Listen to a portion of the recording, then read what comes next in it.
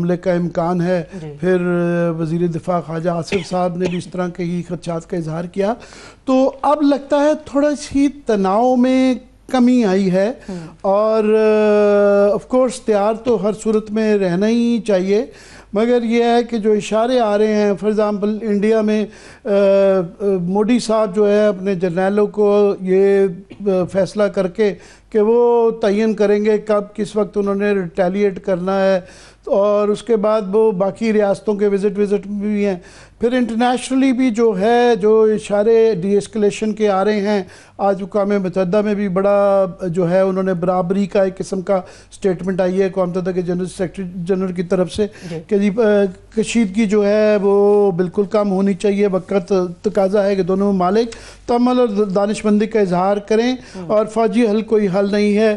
Iranian foreign minister بھی اس وقت ملک میں ان کی ہمارے وزیر خارجہ کے ساتھ ملاقات ہو چکی ہے.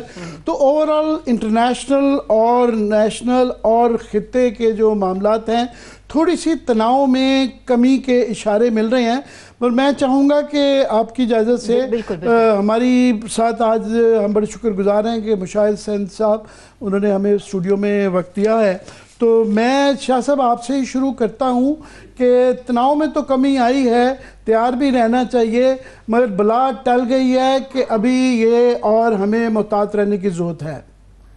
السلام علیکم جی عامر صاحب اور باقی اور ویوز کو بھی. اور میں سمجھتا ہوں کہ یہ میرا نہیں خیال کہ کوئی بڑی انگیجمنٹ ملٹری سٹرائک انڈیا کی طرف سے ہوگی. چھیڑ چھاڑ ہوگی، گڑبڑ ہوگی، گند کرنے کے وہ پہلے بھی کرتے رہے ہیں، لیکن ان کو ایک جو معلوم ہو گیا کہ پاکستان سے ایک بڑا کلیئر میسج گیا ہے کہ اگر کوئی بھی چیز انہوں نے گڑبڑ کی تو وی ول ہٹ بیک ہارڈ. اور یہ it will be Pulwama plus. Pulwama میں اب یاد ہے 2019 میں انہوں نے کیا تھا تو ہم نے جوابی کارروائی 24 گھنٹے میں کی.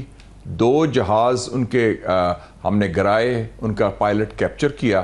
اور مجھے یاد ہے اس وقت مجھے CNN کا فون آیا مجھے کہ جناب senator what's going to happen now, there will be full fledge war. میں کہا there will be no war. کیسے، how can you say that? میں نے کہا مودی از اے بلی. If we blink, he will try to browbeat us. But if we stand firm, he will back off. تو وہ ہوا. تو ان کو یہ پتا ہے کہ پاکستان میں اس وقت بڑی مکمل ہم آہنگی بھی ہے اور اسٹریٹجک کلیئرٹی بھی ہے اور ہمت، صلاحیت اور نیت بھی ہے کہ کم واٹ میں کوئی بھی ایکشن ہوا انڈیا کا تو ہماری طرف سے امیڈیٹ ایک میسو ریٹیلیشن ہوگی. تو آپ پھر دیکھ لیں، situation is quite clear on that. جی شاہ صاحب 2019 کے اندر یہ جب ہوا اور اس کے بعد ظاہر ہے انہوں نے بالا کوٹ کا الیجڈلی کیا، ہم نے اس کو اسٹرائک بیک کیا، آپریشن سوئفٹ ریٹارٹ جو ہے اور ابھینندن کا واقعہ جو آپ ذکر کر رہے ہیں، اس وقت کے ماحول میں خاص طور پہ انٹرنیشنل جو موڈ تھا اور آج کے پہلگام کے واقعے کے اندر کیا فرق پڑ گیا ہے؟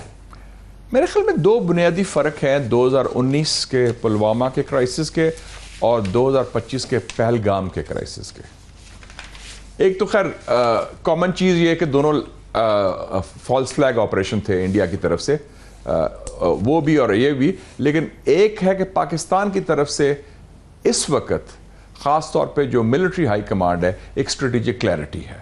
اور میرے خیال میں جو chief of army staff general Syed Asim Munir کی طرف سے جو میسیجنگ ہوئی ہے، جو دبنگ بیانات آئے ہیں جو کلیئرٹی کے ساتھ، چاہے وہ عبدالی کی فائرنگ ہو یا ٹینک پر تقریر ہو یا بیانات ہوں، وہ ضروری تھے.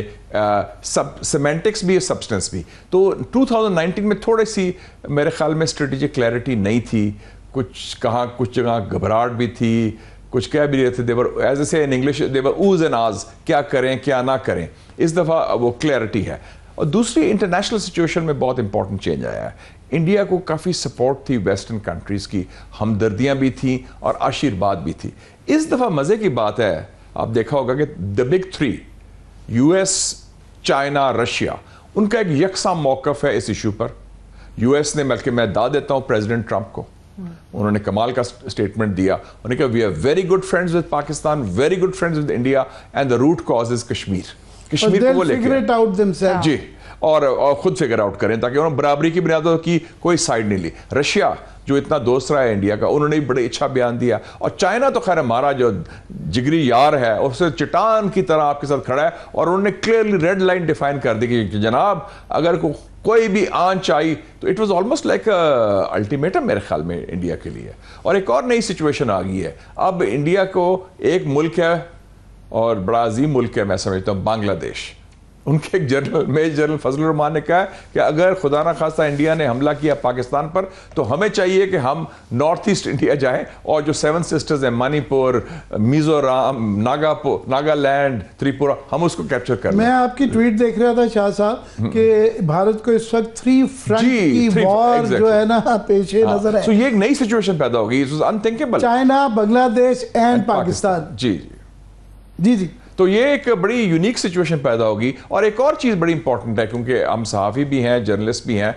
دا New York Times, Bloomberg news, the economist, foreign affairs, سب نے یکساں لکھا ہے کہ ابھی تک انڈیا کوئی ویریفائبل کریڈیبل ثبوت پاکستان کے خلاف پیش نہیں کر سکا جو لنک کرے پاکستان کو پہلگام کے ساتھ. الزامات یس, بٹ ثبوت کوئی پیش نہیں کر سکا. تو انڈیا کا کیس بڑا کمزور رہا ہے, and they are no takers for India in the international community اور دا انٹرنیشنل میڈیا.